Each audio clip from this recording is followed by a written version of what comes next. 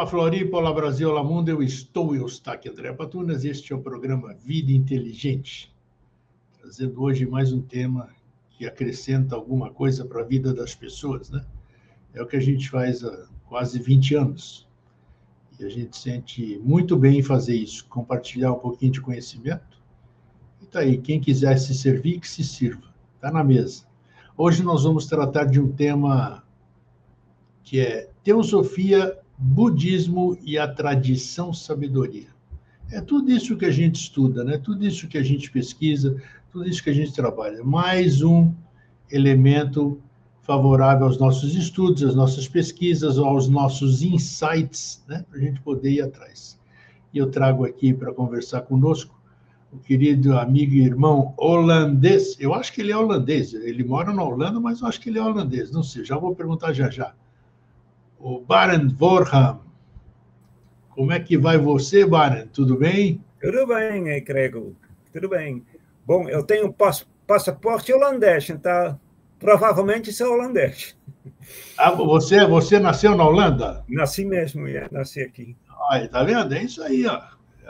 Mas eu me sinto cidadão do mundo. Cidadão do claro. A gente nasce em um determinado lugar. Eu nasci em Atenas, cresci no Brasil, é assim. A gente está aí, a gente vai para onde a lei mandar, né? A gente vai atrás. É isso. Somos cidadãos do mundo mesmo. Barend, teosofia, budismo e a tradição sabedoria. Teosofia e budismo, me faz uma... Antes da gente começar, e depois você toma o rumo que você quiser, teosofia e budismo tem alguma coisa a ver, vamos dizer? Claro que tem a ver, mas quando é que elas começam a praticamente caminhar juntos? Ou então... Vamos lá. Olha, no fundo,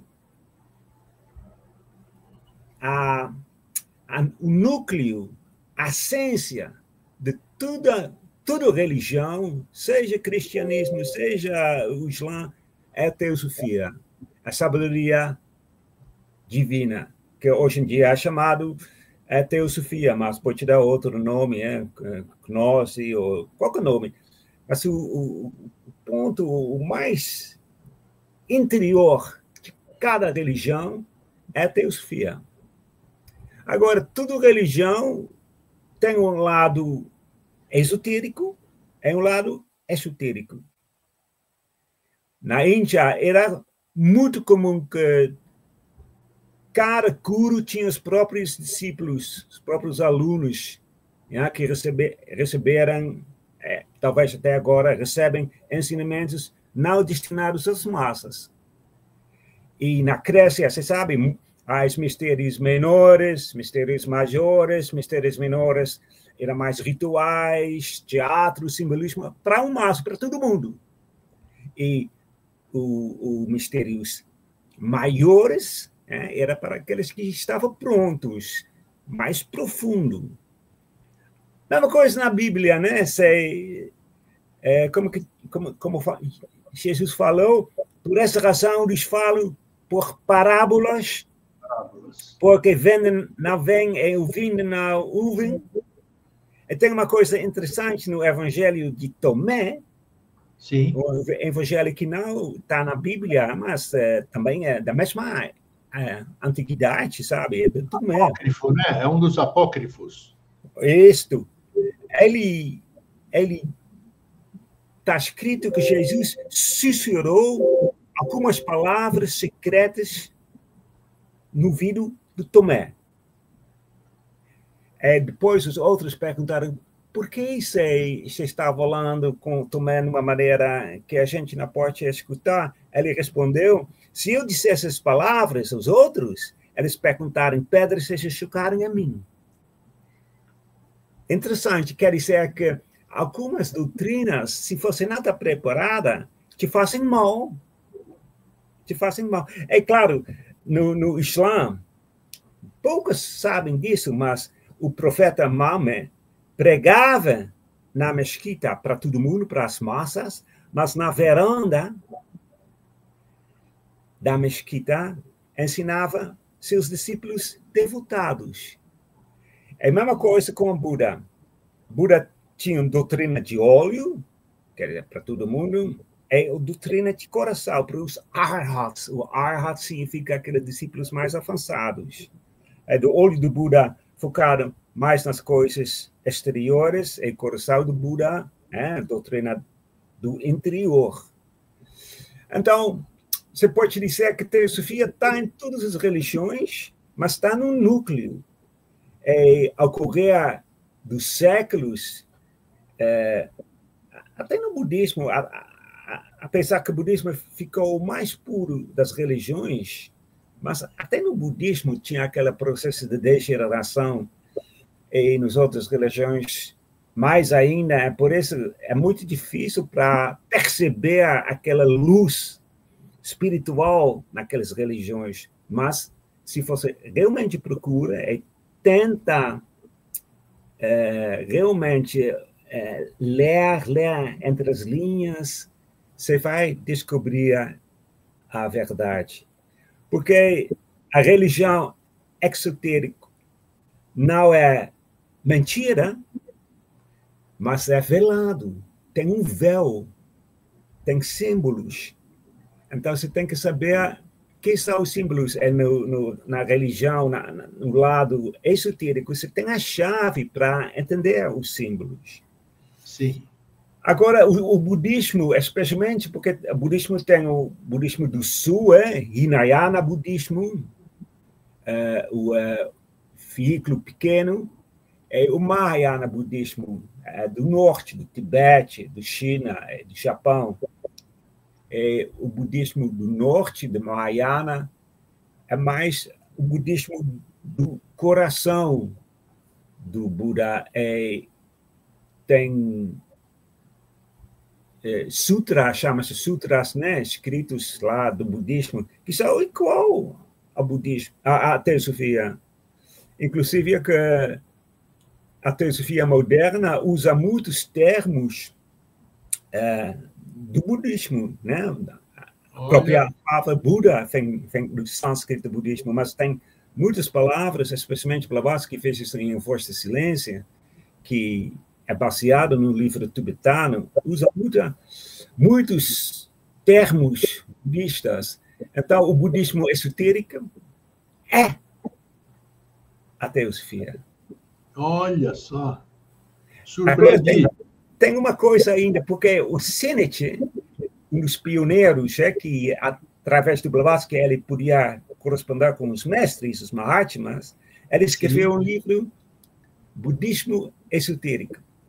Aí o mestre falou, numa carta depois, o livro, tudo bem, o livro está certo, mas no fundo você tinha que escrever budismo com um D, porque em inglês você pode escrever budismo com 2 Ds, e pode escrever budismo com um D. E quando o budismo com um D é sabedoria divina. Então, budismo com um D, budismo esotérico, é teosofia. É igual, é a mesma coisa. É a mesma coisa. Tá, e onde começou essa separação em termos, né? Porque tem uma linguagem que você não entende, que eu não entendo, por exemplo, alguém vai passar alguma coisa para mim de forma que eu entenda. É a mesma linguagem, só que de forma que eu entendo. Quando é que começou, então? Para mim é uma surpresa, eu confesso a minha ignorância. Não sabia que era a origem. É interessante isso, eu vou procurar buscar mais ainda teosofia através do budismo, né? Porque onde se deu esse start, vamos dizer, esse início? Olha, no fundo, o budismo, a gente fala que é uma religião, mas não parece ser uma religião no sentido de cristianismo, ou de islã, ou de hinduísmo. Não reconhece Deus, não reconhece deuses. Agora já tem uma degeneração também no budismo, mas tem 2 coisas que são muito importantes no budismo esotérico e no budismo exotérico. primeiro é mudança. O Buda diz que tudo muda. Interessante que Blavatsky, em A Doutrina Secreta, escreve: mudança é a única realidade no universo. É? E a segunda princípio essencial no budismo é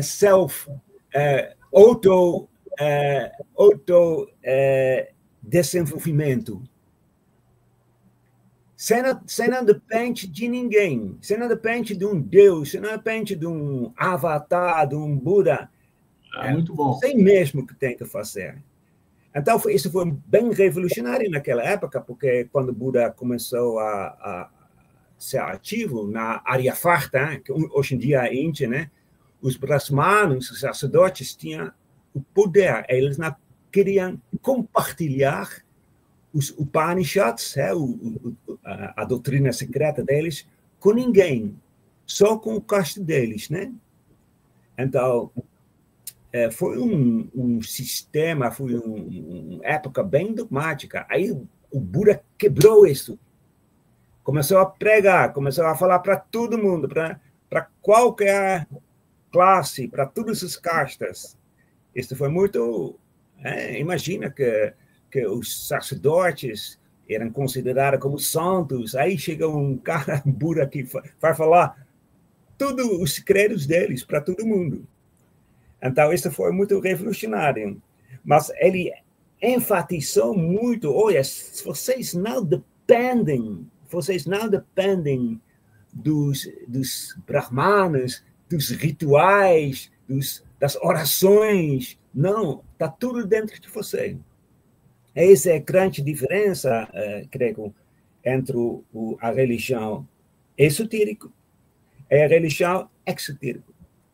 Você tem uma visão própria que eu gostaria que você falasse. Eu vi uma entrevista, eu vi uma participação sua num vídeo antigo, onde você fala sobre a religião em si. Você dá uma explicação do que é o religar e a religião. Eu gostaria que você repetisse aqui, antes de você dar continuidade, para que as pessoas também se posicionassem nesse ponto de vista. Olha, a palavra religião, hoje em dia, todo mundo diz que vem de religar, né? Latim, religar, se ligar de novo. Agora, cristão diz religar de novo com Deus, mas se for de novo, quer dizer que você já estava lá. Mas para nós, quer dizer religar de novo para o seu Deus interior, para você se tornar consciente de que você é uma parte do universo. Mas tem uma coisa interessante: Cícero, o romano Cícero, filósofo, ele diz que que a religião vem da palavra relegar, ler de novo, no sentido de praticar de novo. Praticar. Então, quer dizer, acho que os dois significados falam. Você vai ter que se religar com o seu Deus interior, Atman, né, como se diz em sânscrito, para praticar ética, para praticar. E isso quer dizer que, se não depende dos rituais, de ninguém, não, você mesmo tem que agir, pensar conforme a ética, e assim se mudando o parte transitório para a parte permanente. Aí você continua se lembrando, quase lembrar, Platão fala de lembrar o que você realmente é, um ser divino. Bared, boa a gente colocar aqui, porque a gente vai explicando no meio do caminho. Onde, se ao religare, da mesma forma, dos dois sentidos, do Cícero e o outro religioso, vamos dizer assim, onde se perdeu essa ligação? Existe alguma informação dentro da teosofia ou dentro do budismo quando se deu essa cisão para você necessitar depois de um religare? Bom, quem fala muito claramente sobre isso é Platão. Porque no momento que você coloca a divindade fora de si, porque se você se acha pequena, você se acha não é capaz de chegar num certo ponto, aí começa a degeneração. Isto acontece, Platão fala, você deve conhecer aquela história do caverna, que os prisioneiros estão na caverna, olham para as sombras, e eles acham que as sombras são verdadeiras, eles não sabem que as sombras são processos, que tem uma foco, tem objetos que projetam aquelas sombras no muro. Então, se você pensa que você é real, você é verdadeiro, que as árvores são verdadeiras, em vez de que são o produto, que nem uma sombra, de alguma coisa que trabalha, que funciona atrás da sombra, que projeta a sombra, aí você vai colocar verdade numa coisa que é uma ilusão. Isso é muito, muito, muito também... o Buda também fala isso sempre, que, olha, os fenômenos não são verdadeiros, são ilusões. Ilusão não no sentido que elas não existem, mas ilusão no sentido que elas têm uma coisa, uma força, consciência, vida atrás deles que é mais real, mais verdadeiro que a sombra. E no momento que você começa a esquecer isso, aí começa a degeneração. Aí você pensa que a sombra é verdadeira, e fez que é uma projeção de uma coisa que está atrás disso. Então é importante a gente frisar bem, ó, já é uma informação.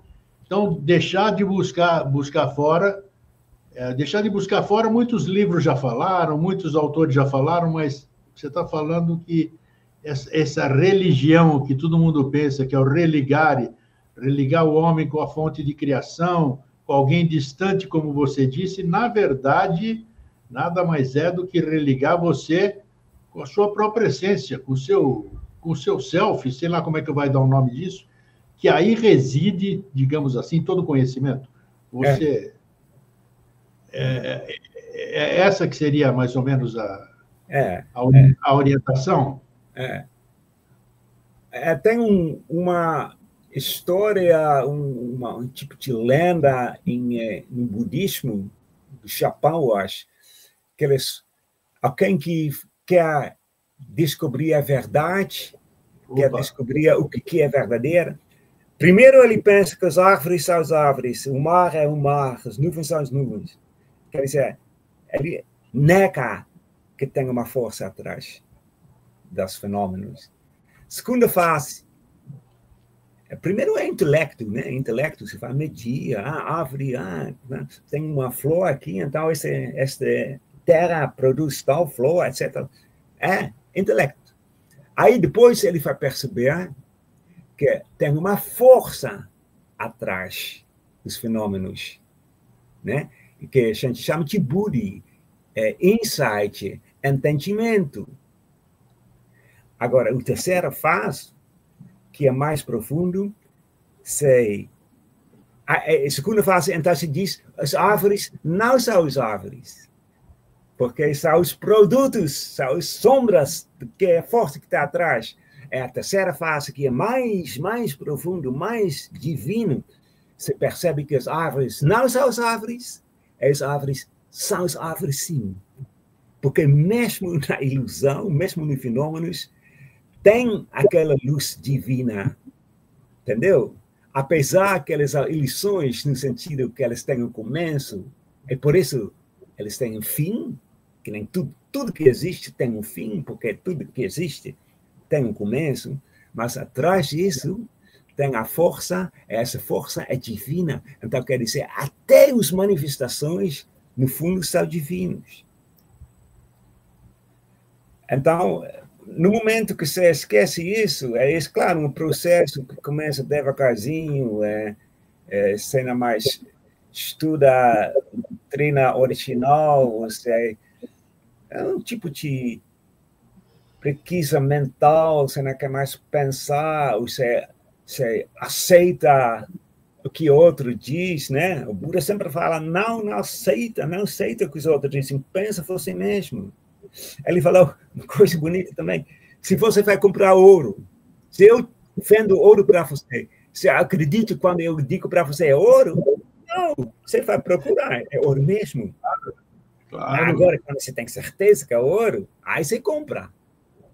Então, o Buda diz, as doutrinas que eu dou para você, considera como se fosse ouro. Vai procurar, vai examinar, vai tentar, vai aplicar, até que você sabe que é ouro mesmo. Aí, ninguém pode mais roubar de você, porque você tornou aquela doutrina. Sim. Se eu falo para você, reencarnação é um fato.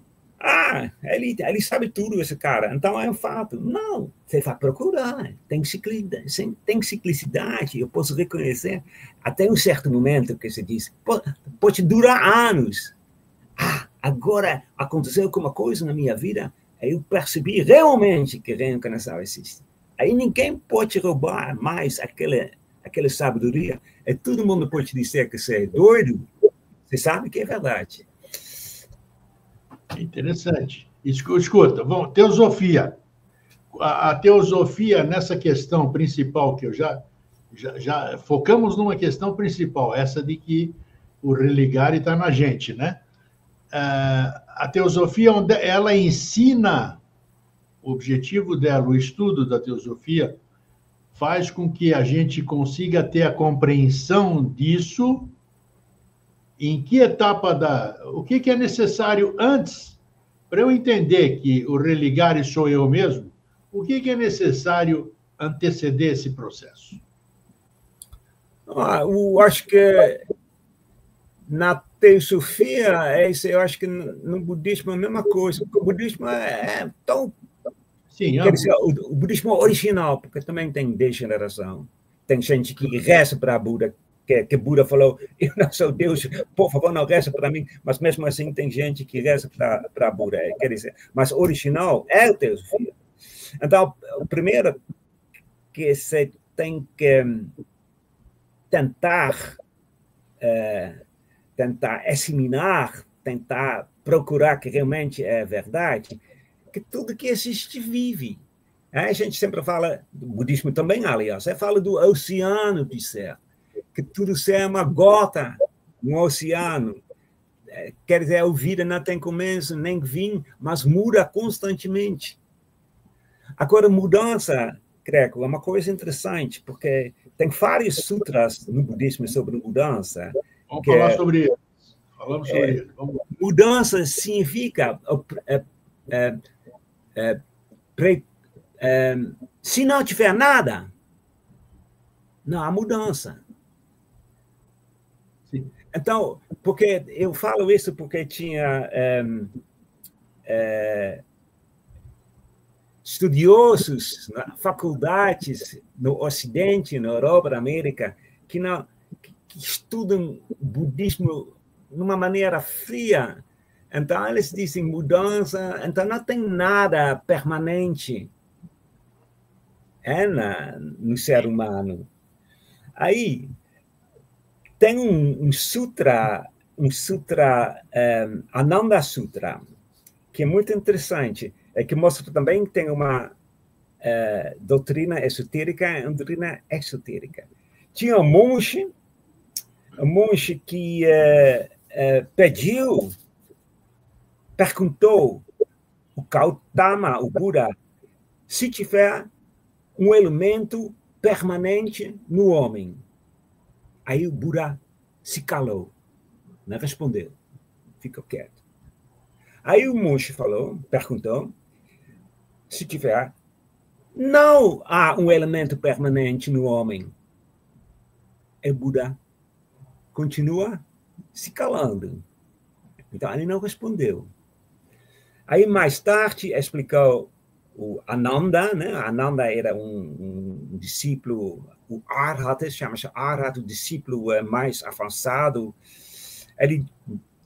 O Buda dizia que qualquer resposta que tivesse dado teria gerado mal entendidos.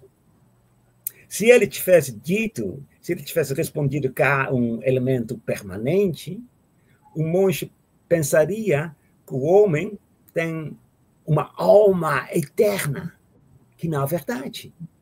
E se ele tivesse respondido que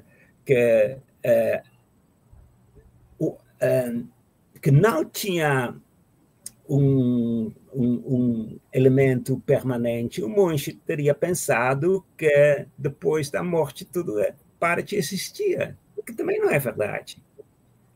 Então, isso é uma coisa difícil que não você tem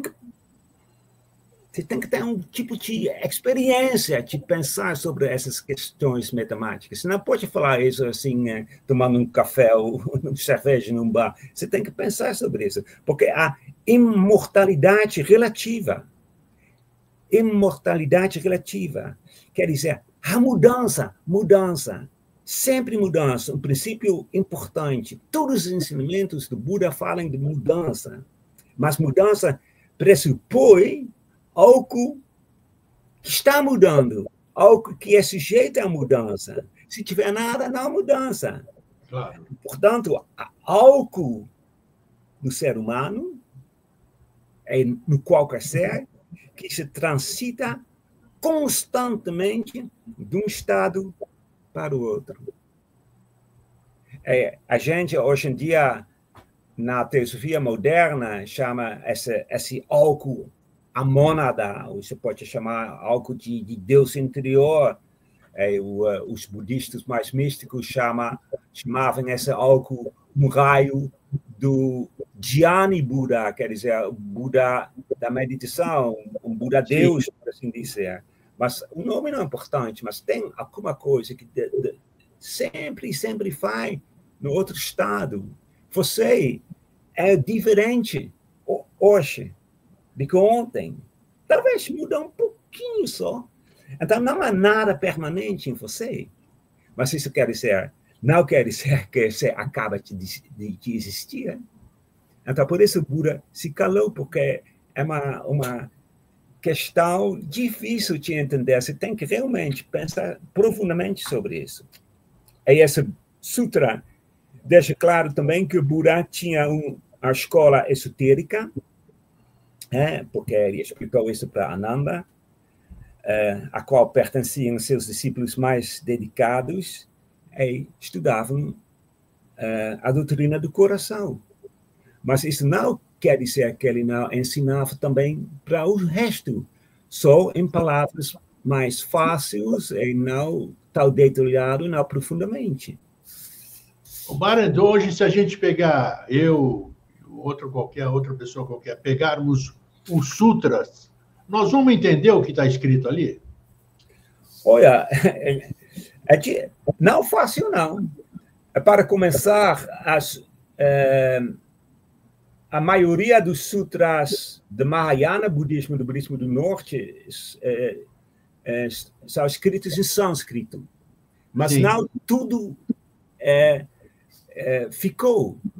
Do sânscrito, eles foram traduzidos em chinês, japonês, tibetano e são línguas que não todo mundo entende. Mas tem uns sutras que são muito profundos, mas dá para entender, mas você tem que estudar. A Prajnaparamita é um dos sutras mais profundos. Lankavatara Sutra também é muito... Não sei o que é traduzido em português, mas traduzido em inglês. O Sutra Diamante. Tem umas sutras que você realmente... Você não pode ler assim na praia, não, você tem que estudar. Claro. Mas tem, que você falou, foi muito manipulado nas traduções, mesmo involuntariamente, né? Porque muitas palavras não existem em outros idiomas. Isso. Então, quais seriam hoje uma fonte de sutras mais fidedignos aos sutras originais? Olha, tem uns traduções em inglês do Prajna Sutra, do Lankavatara Sutra. Estava até em internet, você pode pegar de graça em inglês. E no português não sei, mas aí você pode estudar devagar. Mas é difícil, porque tem muitos termos, tem que devagar lendo. Eu já mexi, já acessei alguns e desisti, né? Não foi hoje, faz tempo, mas é que realmente eu não tinha condição nenhuma de entender alguma coisa daquilo. Eu acho que é assim, conforme você vai conseguindo condição de entendimento, você deve ir tentando para entender essas questões. Me fala uma coisa. O budismo e a teosofia, existe alguma obra literária? Porque eu acho interessante isso aqui, achei muito interessante essa questão que eu desconhecia. Existe alguma obra? Fala. Olha, creio que tem um livrinho de Gottfried de Peruca que foi traduzido em português, e, se não me engano, a editora teosófica Vente. Número 10, a hierarquia da compaixão. E aí tem muitas citações do budismo. A hierarquia da compaixão? Eu posso mandar para vocês depois, nessa entrevista, posso mandar o título original e eu acho que editora lá em Brasília Vente. Sim, ótimo. Se não, eu mando para você, porque eu tenho eletronicamente. Eu tenho tradução eletrônica. Se você o fizesse, eu tenho todo interesse em pesquisar sobre isso. É muito bom porque o de Peruca, o de Peruca explica muito, dá muitas citações, mas explica também, por exemplo, porque o budismo, o mais importante do budismo é a ética, né? Você tem que praticar nas seus ensinamentos para o público, para o grande público. O Buda não falou muito sobre metafísica, mas ele demais assim regras éticas para o povo viver. Todo mundo sabe que estuda a teosofia que ele ensinou o povo que há 4 nobres verdades. Que teosofia 100% concordo. Existe sofrimento.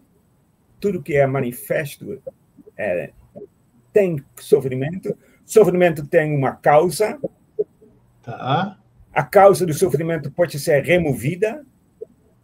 Ao seguir o caminho octuplo, caminho de 8 passos, o sofrimento acabará. Aí, qual é aquele caminho? Não, o insight, a visão correta, a motivação correta, a fala correta, ações corretas, o meio de vida correto, esforço correto, atenção correta e concentração correta. Então, você quer dizer, o que é correta? Mas correta é uma tradução de uma palavra sânscrita, sama, quer dizer completo, perfeito. Isso é muito, muito sábio, porque não um dogma, você pode crescer. Você pode crescer em o insight correto, ou na intenção correta, etc. Mas se você seguir isso, aí você vai, vida após vida, chegar no ponto que realmente você vai ver que senão você vai se identificar mais com a parte espiritual dentro de você. Aí ele explicou isso mais, que todo mundo que toma pãozinho, quer dizer, 5 preceitos, abster-se de tirar a vida, abster-se de tomar não seu, não roubar, abster da conduta sexual imprópria, abster-se de falar coisas falsas, não mentira, abster-se de intoxicantes, aquelas coisas. Mas é tudo esotérico, tudo para povão, por assim dizer. Todo mundo pode entender e todo mundo pode realmente viver uma vida correta, uma vida boa, uma vida que realmente, se isso foi aplicado na sociedade, a sociedade era um ideal quase. O grande problema aí que eu vejo, já estou nessa senda espiritualista há muito mais que meio século, né? Essa busca, o ser humano ele não foca, o anseio dele de descobrir as coisas é tão grande porque ele não mede preço e nem forma, né? Então ele entra, bate em todas as portas, entra em tudo, então aí depois fica muito mais difícil, que a bagagem dele está tão cheia a mochila dele está tão cheia de tranqueira, vamos dizer assim, que ele não sabe mais o que fazer para limpar isso, para buscar o caminho correto quando o encontra, né? Muitas vezes a gente encontra o caminho, mas não tem espaço. Nós temos tanta coisa na nossa cabeça, na nossa mente, no nosso ser, tantas cristalizações, tantos dogmas, que fica difícil a gente se abrir para o novo. Uhum. Como você aconselha, vamos chamar aconselhamento, como é que você aconselha as pessoas a se permitirem, como eu defini agora? Estamos cheios de coisas aqui. Não cabe mais na nossa mente, no nosso ser, tantas coisas que a gente vem carregando ao longo da vida nessa busca. Como você orientaria o início desse desapego, o início de começar a jogar essas coisas fora para se permitir dar espaço ao novo? Olha, isso não é fácil, não. Claro que não é, porque isso depende também da mente aberta da outra pessoa. Quando você está muito focado nas coisas exteriores, você não tem aquela mente aberta, e você pensa que sua religião, as suas ideias são ótimos, aí você pode dar o exemplo, mas tem alguma coisa que a gente chama o clima mental. O clima mental quer dizer, todos os nossos pensamentos formam um tipo de clima, um tipo de atmosfera. Isso. E você pode, sem querer ou sem saber, você dá sua cor naquele clima. Então, se você realmente é uma pessoa, vamos dizer, egoísta, então o clima que você está construindo, o clima mental, não vai ser muito bonito, não. Mas o clima, como Platão disse, os pensamentos governam o mundo, não os reis, não os presidentes, mas os pensamentos. Então, o importante é mudar dos pensamentos. E como você faz isto? Isso é uma pergunta que todo mundo que quer melhorar o mundo se está perguntando. Eu lembro que, na história, porque o Buda, Gautama do Buda viveu 600 anos antes de Cristo, mas uns 150 anos depois do Buda, não sei que você ouviu falar do rei Ashoka, um rei budista. Ele, de uma maneira ou outra, ele conseguiu espelhar as ideias. Todo mundo diz que ele espelhou o budismo. Em um certo sentido, não é assim. Ele espelhou o budismo com um D. Porque ele espelhou o Dharma. Dharma pode dizer que é a religião do budismo, mas Dharma significa verdade, significa dever, significa religião também, mas vem de uma palavra sânscrita, dri, que significa sustentar. Então, o seu dever, o seu dharma, se você realmente viver seu dever, se sustenta a sociedade. Agora, o Ashoka, ele aconselhou, e tem que dizer isso primeiro, ele mostrou que ele vivia o Dharma. Ele não vivia num palácio, ele é chamado de imperador monge, ele vivia como monge, sabe, quase na pobreza. Mas ele falou para o povo, olha, vocês, naquela época também tinha várias religiões, vocês têm que estudar o Dharma, quer dizer, a religião do outro. Não sua própria religião, estuda a religião do outro, porque assim que você vai entender melhor sua própria religião. Se um cristão vai estudar o budismo, um budista vai estudar o cristianismo, um muçulmano vai estudar o hinduísmo, ele se torna melhor na sua própria religião. Então, isso quer dizer uma mentalidade aberta, que não pensa que só você tem a verdade, mas que a verdade é aquela história do elefante, que todo mundo tem parte do elefante, todo mundo pensa que parte que ele tem é verdade. Não parte da verdade, mas estuda também os outros. Aí você tem uma imagem maior da verdade. Então, eu acho que aquela mente aberta, você tem que mostrar na sua vida, não se comportar como uma pessoa que sabe tudo, que você tem a verdade. Não, você também está procurando, você também não tem certeza sobre as coisas. O outro também pode ter a verdade. Eu acho que, claro, não de um momento para o outro, não dia para a noite você vai mudar o resto do mundo, mas eu acho que é possível. É possível. Curiosamente, ontem eu vi alguém me mandou um filme de Gilberto Gil, o cantor. Você pensa, o que tem a ver com isso? Mas ele falou, porque ele estava falando do filme Ainda Estou Aqui, né? Que filme que ganhou o Oscar. Aqui na Holanda também é bem conhecido agora. Todo mundo está gostando do filme. E ele falou, olha, naquela época, da ditadura, etc. Mas por que nós não podemos mudar o Brasil? Por quê? Por que nós podemos fazer um país harmonioso? Por que não? Eu achei isso engraçado, eu achei isso bonito, legal. Por que não? Por que não podemos mudar o mundo? Nós temos em nós mesmos todas as possibilidades, todas as capacidades de mudar o mundo. Você olha para a televisão, para o jornal, você vê guerra, você vê a morte, você vê a violência, mas nós temos essas possibilidades. Então, a crença, a ideia, a certeza que, como o Buda diz, um dia tudo que existe, de implanta, um átomo, qualquer coisa que existe, um dia vai ser um Buda.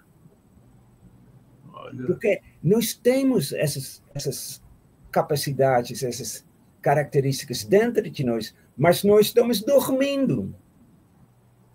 O Buda está acordado, o Buda entre nós está acordado, mas nós estamos dormindo e não percebemos que nós, no fundo, somos aquele Buda. Então, isto dá apesar da guerra e violência, isso dá uma esperança, dá um sentido de optimismo, que realmente podemos mudar o mundo. Mas, como o Buda diz, não precisa esperar, porque tem que agir, tem que fazer. Mesmo, não vai ter um Deus, um Jesus que sai do céu com um tipo de mágica para mudar o mundo. Nós mesmos temos que fazer isso. Mas isso que eu sempre falo, né? Porque é difícil a gente ser otimista, porque as pessoas não reagem. As pessoas entram numa letargia, as pessoas parecem que desistiram. É o que eu sinto, né? Eu sou da mídia, sou do meio público, digamos assim, então eu tenho uma visão mais macro da questão, né? Então, assim, elas estão conformadas, vai ter que ser assim, potencializa a sua crença, como disse aí, eu estou esperando o Salvador vai vir, ou então um asteroide vai vir, vai destruir tudo, vai ter o juízo final, vai ter uma série de coisas. Então, as pessoas estão entregues, elas não têm sentido, esperança alguma de ver as coisas mudarem. Claro, individualmente ela pensa, né? O Barent pensa em manter a sua saúde, a sua casa, a harmonia da sua cidade, isso sim. Mas são poucas pessoas que pensam como o Barent. Ele é otimista, ele pensa assim, e potencializar o pensamento é a mente universal, né? Onde a gente está, é onde a gente pode mudar tudo. Então, você vê o que está acontecendo hoje, apesar da gente saber, nisso que você está falando, você mesmo acabou de dizer que o trabalho é difícil, mas como você percebe a nossa próxima década? Vamos chamar assim, vamos limitar a nossa próxima década, que eu acho que vai ser determinante para o que vem pela frente. Eu também não sou um sábio, não. Eu não sei que estamos no fundo do poço ou tem que descer ainda mais. Eu não sei. Pode ser que ano que vem alguma coisa acontece. Eu não sei. Por exemplo, todo mundo agora na Europa aqui, porque tem aquela... A Europa sempre estava com os Estados Unidos, agora parece que não, mas isso também dá uma reação que a Europa fica mais unido. Não tenha dúvida. Entendeu? Fica mais unido por causa da América. Quer dizer, ação e reação são, às vezes, são igual, mas também são de outra direção. Sem querer, o presidente dos Estados Unidos uniu a Europa. Sim. Entendeu? Então, eu não sei. A única coisa que eu sei é autoatividade. Você mesmo tem que fazer. E se você realmente tenta viver na maneira que você acha que tem que viver, aí vai ter os frutos. Vai ter os frutos. E, bom, tem umas tendências que se diz, isso não muito para a direção certa, mas tem umas tendências também que o povo começa a reconhecer alguma coisa. Não se esquece, não, creio, que depois da caída do Império Romano, não tinha nem 3 gerações onde não tinha guerra. Quer dizer, aqui na Europa já estamos 5, 6 gerações sem guerra. Agora começou lá em Ucrânia. Então, eu quero dizer que isso é uma situação que, quando o ser humano muda de mentalidade, vai ter desarmonia. Se você ainda discrimina os outros, ou tem aquele abismo entre os ricos e pobres, vai ter desarmonia. Se karma existe, então vai ter que equilibrar as coisas. Equilibrar as coisas, em geral, vem junto com sofrimento. Mas não é preciso, porque nós temos que viver de uma maneira que não vamos desequilibrar o mundo. Então, autoatividade, você mesmo tem que alcançar sua beatitude. E o mais importante, porque o budismo também tem 2 lados, o lado que chama-se de Pratyeka Buda, que quer chegar em Nirvana, os Budas de compaixão. Em Tibete, o Mahayana budismo, o Bodhisattva é mais amado do que o próprio Buda. O Bodhisattva é um passo antes de Nirvana. Sim. Mas o Bodhisattva recusou Nirvana para ficar por trás, para a esfera do mundo, para ajudar o ser humano, a humanidade. Então, isso, para mim, o budismo é autoatividade, mudança, mas o mais importante é compaixão. Compaixão. É como o Blavatsky diz, compaixão é o lei das leis. E o Buda recusou Nirvana. Quer dizer, ele ficou aqui, na atmosfera da Terra. É isso então, mesmo. Aí é que está o valor da coisa, está aqui, porque ir embora e deixar a turma aqui se virar não é nada elegante, digamos assim, né?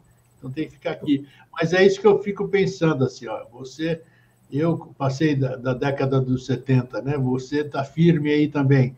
O que a gente, o que eu sempre me questiono isso, o que move eu, você e tantos outros, né? Vamos dizer, não só o nosso próprio processo de aprendizado, que somos eternos aprendizes, mas o que nos move a você ficar escrevendo livro, você editar revista, você dar palestra, você gravar vídeo. Que força é essa? Né? esse é um tipo de prova de que nós temos alguma coisa que a gente, se colocar em ação, a gente pode, ao menos, tentar mudar alguma coisa, né? Não sei como você pensa isso. Aquela aspiração, eu acho que tem dois lados, porque eu acho que todo mundo, criança, já vê numa criança pequena, quer saber, quer crescer, quer saber mais. Então, quase todo mundo, quer saber mais, quer crescer. Mas a força... Você quer crescer mais para sua felicidade? Você quer crescer mais por razões compassivas, quer dizer, porque você, sabendo mais, você pode mais ajudar, inspirar seus semelhantes, seus irmãos que estão lá perdido no labirinto da vida terrestre, entendeu? Então, a compaixão no budismo, eu acho que em todas as religiões de origem, são a força que a gente move. Ou como disse o Gottfried de Peruca, numa das livros dele, o amor impessoal é o cimento do universo. O amor, entendeu? Se não tivesse esse amor, compaixão, acho que ninguém tinha um motivo, um sentido para viver. Eu acredito que sim, é uma semente que está em nós, é alguma coisa que está germinando aqui para manter a gente em pé e com essa esperança, né? Porque senão não faria sentido. Agora, você falou de compaixão, nós fizemos, acho que você lembra bem, fizemos uma conversa sobre compaixão, né? E é muito interessante que vocês busquem aí nos arquivos do YouTube, dentro do site do Vida Inteligente aí, e aproveitem e assistam juntos, né? Porque isso que o Barend nos trouxe hoje, mais a compreensão da compaixão, vai ajudar no processo de todos nós, né? Se não conseguir melhorar o mundo, nós conseguimos nos melhorar. E, em nos melhorando, começamos a melhorar o mundo. Não é isso, Barend? Porque você é parte do mundo. Eu sempre falo, você é um parte do problema, um parte da solução. Um dos dois, né? Um dos dois. Barend, foi boa a nossa conversa aí. Espero, vou cobrar em público aqui. Não esquece de me mandar ali o Paruca. Isso, eu gosto muito do que... Vou mandar daqui 10 minutos já tem. Isso que é bom, né? Então, e espero que a gente possa, né? Tá sempre nos conversando aqui sobre coisas boas ou sobre ferramentas que podem nos trazer coisas boas, né? Não para mim, para você, para todos nós, né? Afinal, nós estamos no... Você tem família, você tem uma cidade aí, você tem... O que adianta você viver sozinho, né? O que adianta? O que o Barend vai ganhar fechado na biblioteca ou eu na minha casa, no estúdio do Vida Inteligente? Tem algum valor? Não tem valor nenhum. Tem valor quando está todo mundo junto, de mãos dadas, né? Fazendo... essas coisas que a gente vê em filmes, e se a gente vê em filme, é porque alguém já viu isso. Ninguém pode trazer, não é, Barend? Ninguém pode trazer para o mundo aqui alguma coisa que não existe. Ele pegou no mundo das ideias, coisas assim. Pois é verdade. É isso aí. Então, um grande abraço, obrigado mais uma vez, Barend, tudo de bom. Obrigado a você, a oportunidade, sempre é muito... Eu gosto muito sempre de falar contigo. Que legal. Nós também aqui. Forte abraço e até a próxima oportunidade. Tchau. Não é papo para muitos, mas vamos lá devagarzinho. Quem sabe a gente vira muito, né? Vai despertando aqui, despertando ali. Despertando não. O despertar é individual, mas aguçar a vontade, a curiosidade. Vamos ver sobre compaixão. Nossa, budismo e teosofia... Então, é isso que a gente instiga. Eu sempre falo aqui, o negócio é instigar as pessoas a pesquisarem e com fontes boas, né? Por isso que eu vivo com o Barend aqui. Barend me indica livro, me faz isso, faz aquilo lá, manda a sua revista eletrônica. É isso, porque eu sei que é conteúdo bom. O que o meu telespectador, aquelas pessoas que eu compartilho, vão fazer com isso aí, já não é mais problema meu. Meu negócio é levar isso aí adiante, porque é coisa boa. Se é coisa boa para todo mundo. É isso aí. Fraterno abraço e um feliz sempre. Até a semana que vem.